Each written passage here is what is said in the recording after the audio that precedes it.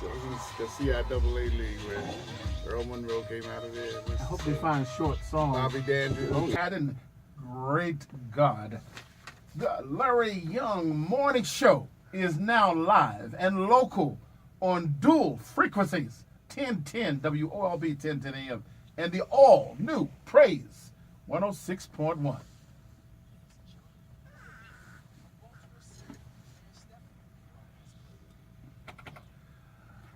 Good morning, Madam Mayor. Good morning. Well, as you can see, a little different, but we're here and going strong. Thank you for being our very special guest.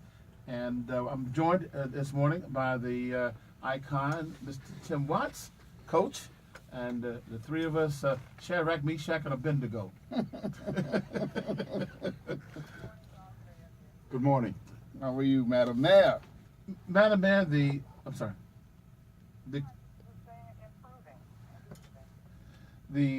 You rescinded the curfew. Exactly what considerations led up to it, and of course you did it as best and as soon as you thought it was possible to do so. Yes.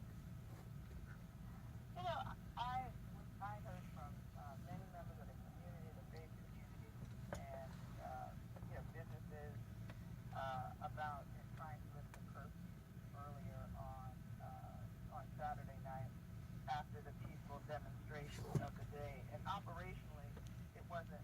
It just wasn't. People want to see peace. They want to see justice, but they also want to see peace, and that is what we're working on. Madam Mayor, good morning. Coach McAdams here. President Bernard Jack Young has said that in the coming weeks he wants to work with you on the 2016 budget to target cuts that would help fund a portion for summer jobs. Can you respond to that? Well, I think one way to look for funding is to look by trying to reduce something else, or you can look to try to grow something. We've been in touch with individuals as well as businesses in the wake of the riots that want to be supportive of the rebirth and the rebuilding of Baltimore.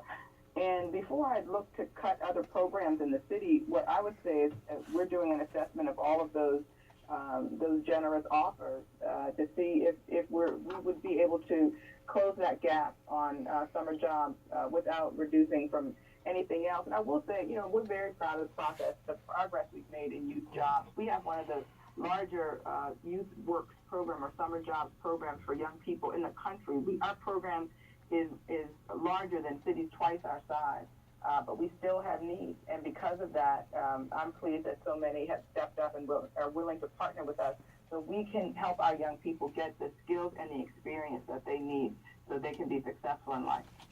My question again is cameras, body cameras on police officers. How close are we? We are moving as quickly as possible throughout this whole incident. I've challenged my team to look for ways that we can expedite the process while still ensuring that we do it in the right way. Again, this underscores the reason why we have to make sure that we get it right. But if there are procedural things or bureaucratic hurdles that add to the time, I've asked my team to look for ways to eliminate the red tape so we can bring them as soon as possible. So we will have cameras this year. One last question, Coach, here. Any truth to the rumor that the city has hired an image consultant to come in? No truth to that. Okay, thank you. This is Tim Watts, Madam Mayor. How are you today? Good, thank you. All right. I just wanted to, are the National Guard guys gone? Are they still in the city or what? No. They're still in the city. It's not like flipping a switch. They have to unwind their operations, and that's what they're doing. They started that yesterday, and they're doing it now. And I just wanted to congratulate you on the way you handled that CNN reporter who kept asking you the same dumb question over and over. You were really graceful in that situation. She was. Well, You know, someone came up to me and said, "You're in a no-win situation. Like, why do you even bother arguing with him? Because he doesn't have any information. He's not in the operation room. He doesn't know, how you handle operationally, how you handle a crisis like this. He has one question he's going to ask you, and in everyone's mind, you have 10,000 ways to get it wrong, and there's no right way. Right. There's no decision that you make that's going to make everyone happy. So, why even bother? But, I just want to get people to understand that as a leader, you make decisions based on the best information you have at the time. And hindsight isn't one of them. And what we did was to make sure that we kept people safe. No one died in these riots. No, those young people, and I certainly don't condone anything that they did, but we had property damage. We can rebuild property damage. We can't bring one of them back to life. If God forbid, if they were confronted by a law enforcement, public safety that doesn't have the same protocols as the Baltimore City Police, it could have been a lot different. And as a mother, I was very clear that when the call needed to be made, it was done. But I am not going to jump the gun, and I'm not going to put lives at risk.